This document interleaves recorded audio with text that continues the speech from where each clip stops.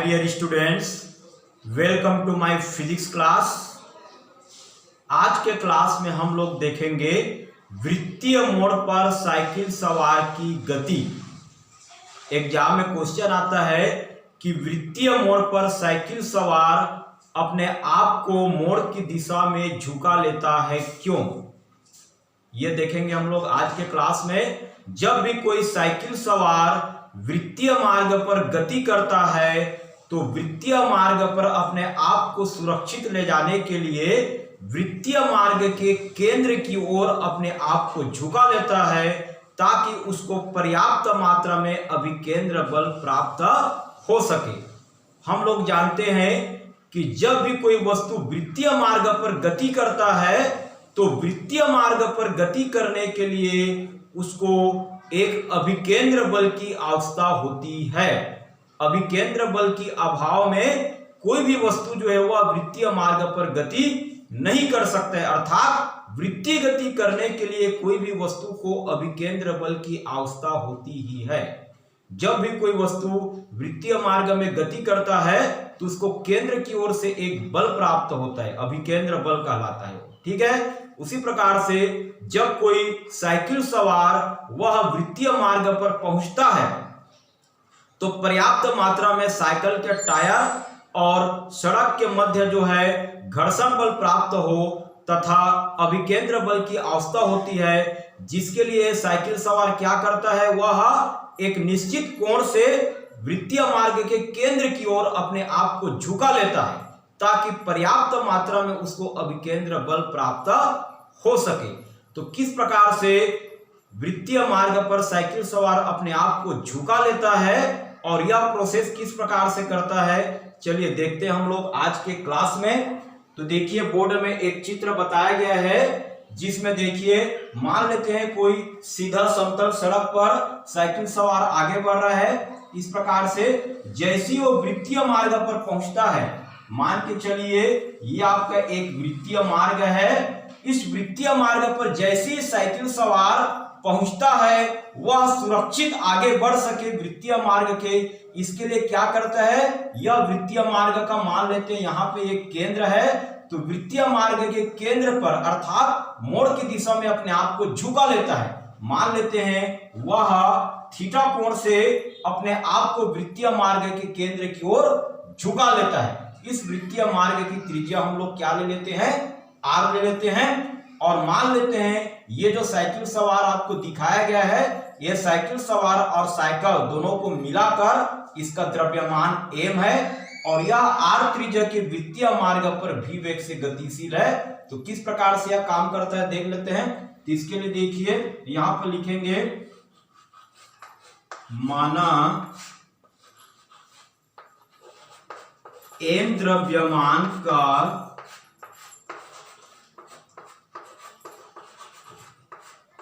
एक साइकिल सवार, माना m द्रव्यमान का एक साइकिल सवार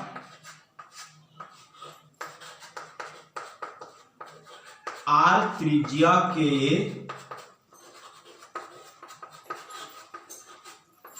वृत्तीय मार्ग पर,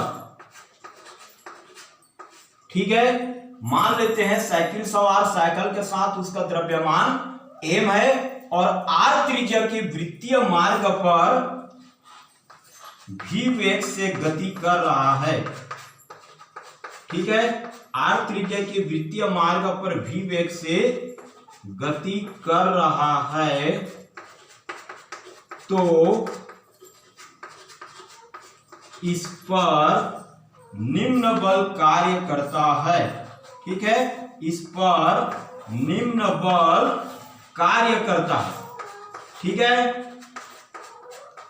कौन कौन से बल इस पर कार्य करेगा देखते हैं। इसके लिए ध्यान से देखिए, जब भी m द्रव्यमान का साइकिल सवार r त्रिज्या की वृत्तीय मार्ग पर v वेग से गति कर रहा है तो इस पर निम्न बल कौन कौन सा कार्य करता है। देखिए पहला बल है साइकिल सवार का भार mg, यह ऊर्ध्वाधर दिशा के नीचे की ओर कार्य करता है। तो यहां पर लिखेंगे पहला बल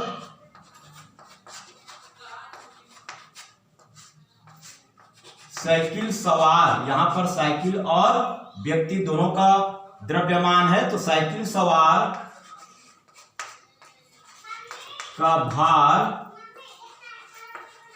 mg, यह ऊर्ध्वाधर दिशा के इधर काम करता है, यह नीचे की ओर कार्य करता है। ठीक है, साइकिल सवार का भार mg, वह नीचे की ओर कार्य करता है। दूसरा बल ले लेते हैं अभिलंब प्रतिक्रिया बल R, यह ऊर्ध्वाधर दिशा से थीटा के कोण पर जो झुका हुआ है साइकिल सवार, उसके ऊपर काम करता है। तो यहां पर दूसरा बल लिखेंगे अभिलंब प्रतिक्रिया बल, तो यहां पर लिखा जाएगा अभिलंब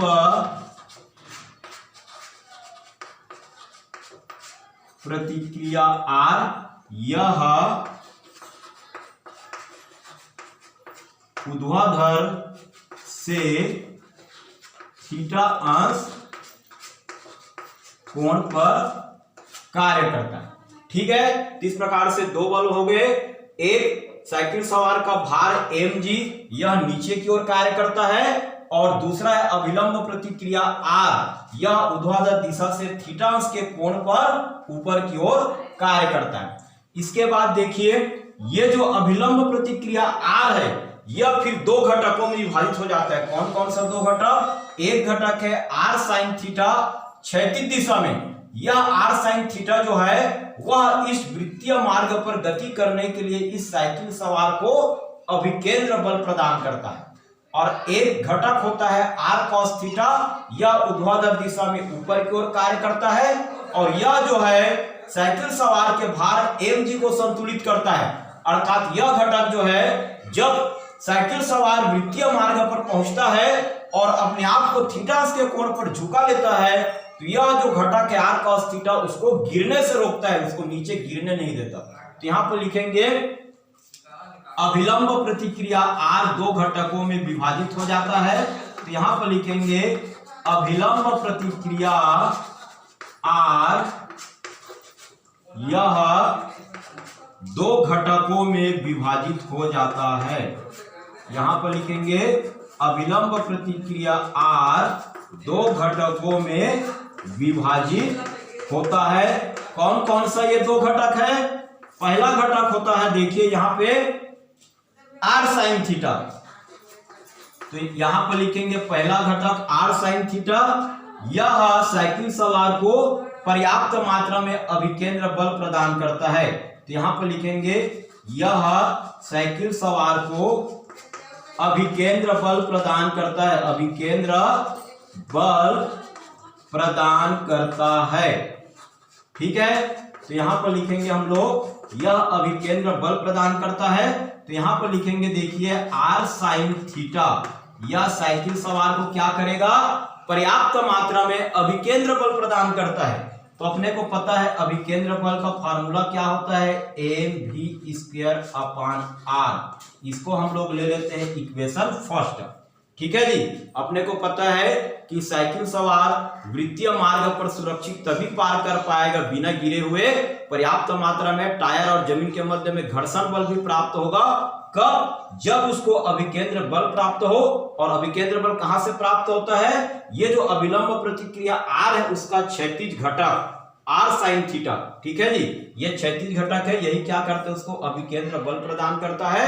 इस कारण से r sin theta is equal to अभिकेंद्र बल का फार्मूला अपने को पता है mv²/r। m क्या है? साइकिल सवार का द्रव्यमान, v क्या है?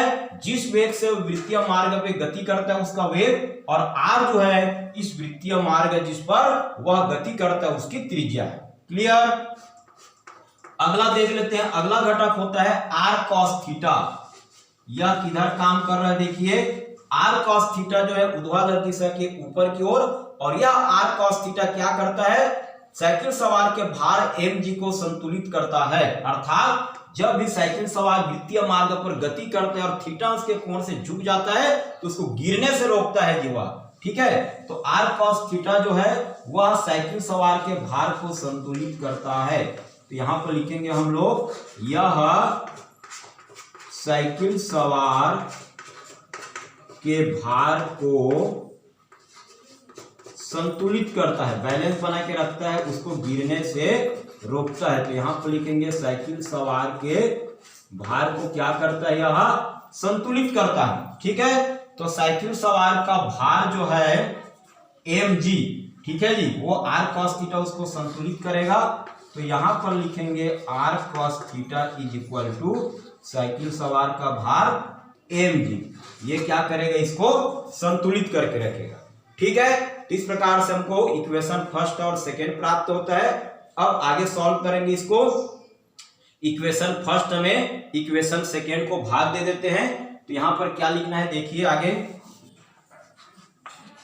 तो यहां पर लिखेंगे हम लोग समीकरण 1 में समीकरण 2 को भाग देने पर, तो देखिए भाग देने पर क्या प्राप्त होता है। समीकरण 1 में कितना है, इधर r sin थीटा अपान समीकरण 2 में कितना है, इधर लेफ्ट में r cos theta is equal to, देखिए यहां पर r sin थीटा का वैल्यू क्या नजर आ रहा है, mv स्क्वायर अपान r, और r cos थीटा का वैल्यू कितना है, यहां पर देखिए mg। ठीक है, तो r cos थीटा की जगह में यहां पर हम लोग क्या लिख सकते हैं, mg।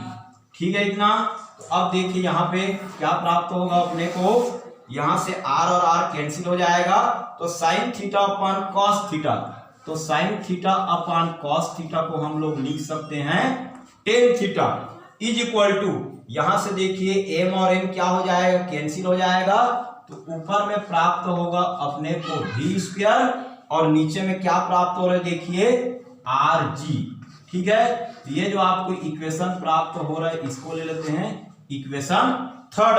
तो इस प्रकार से tan theta is equal to v square upon rg, ये आपका वृत्तीय मार्ग पर जब साइकिल सवार आगे बढ़ता है तो उसके कितने अंश के कोण से वो अपने आप को झुका लेता है, उसका वेग और त्रिज्या में संबंध बताने वाला यह एक व्यंजक होता है, सूत्र है। देखिए यहाँ पे टेन थीटा, थीटा क्या चीज है, वह कोण है जो ऊर्ध्वाधर दिशा से साइकिल सवार वृत्तीय मार्ग के केंद्र पर अपने आप को झुका लेता है, वह कोण है। भी क्या चीज है, भी जो है वह साइकिल सवार का वेग है जब वह वृत्तीय मार्ग पे गति करता है। आर क्या है, वृत्तीय मार्ग की त्रिज्या, और जी क्या है, गुरुत्वीय त्वरण।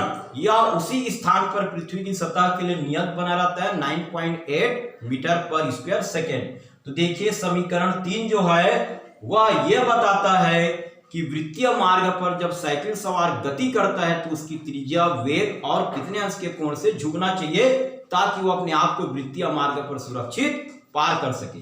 तो देखिए यहां से थीटा जो है हम क्या करते हैं, देखिए हम ऐसे व्यवस्था करते हैं कि हमको कम से कम झुकना पड़े, वृत्तीय मार्ग पर कम से कम झुके और आसानी से साइकिल सवार वृत्तीय मार्ग पर सुरक्षित पार कर सके। तो थीटा के मान को कम होना चाहिए। तो थीटा का मान जो है देखिए टेन थीटा साइकिल सवार का जो वेग है उसके अनुक्रमानुपाती है जी। तो थीटा के मान को कम करने के लिए v का जो मान है वेग उसको भी कम होना चाहिए, अर्थात जब साइकिल सवार वृत्तीय मार्ग पर गति करता है तो अपना जो स्पीड है वेग उसको कम कर लेना चाहिए। स्पीड को कम करेगा तो उसको कम झुकना पड़ेगा। साथ ही साथ देखिए वृत्तीय मार्ग की त्रिज्या जो है वह थीटा के व्युत्क्रमानुपाती है। थीटा के मान को कम करने के लिए त्रिज्या को बढ़ाना पड़ेगा। जैसे ही साइकिल सवार वृत्तीय मार्ग पर पहुंचता है वो बढ़ी हुई त्रिज्या के साथ उसको मुड़ना चाहिए। किस प्रकार से देखिए, मान लेते हैं ये आपका एक वृत्तीय मार्ग है इस प्रकार से, और ये क्या है, केंद्र है, तो ये क्या है, इसकी त्रिज्या हो जाएगा r। अब देखिए इस प्रकार से साइकिल सवार सड़क के बीच में जा रहा है।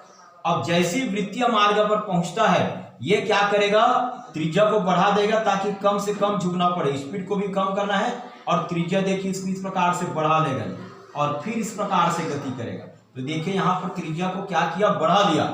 जैसे ही वृत्तीय मार्ग पर मुड़ेगा वह बढ़ी हुई त्रिज्या के साथ, ठीक है, त्रिज्या को बढ़ा लेगा। त्रिज्या को बढ़ाएगा तो थीटा का मान कम होगा, अर्थात कम से कम झुकना पड़ेगा।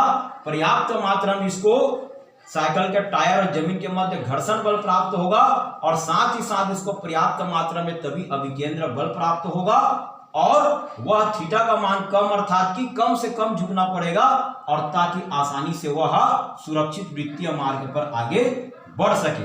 ठीक है। तो इस प्रकार से यह प्रोसेस अपना के साइकिल सवार जो है वह वृत्तीय मार्ग पर अपने आप को सुरक्षित पार कर सकता है, अर्थात सुरक्षित गति कर सकता है। ठीक है, तो इस प्रकार से यह कंप्लीट होता है। तो इसी प्रकार से फिजिक्स के और भी नॉलेज के लिए मेरे यूट्यूब चैनल को इसी प्रकार से देखते रहिए। Thank you. All physics students, please like, comment, share and subscribe and press the bell icon जिससे आपको वीडियो का नोटिफिकेशन सबसे पहले मिल सके। Thank you for watching our video.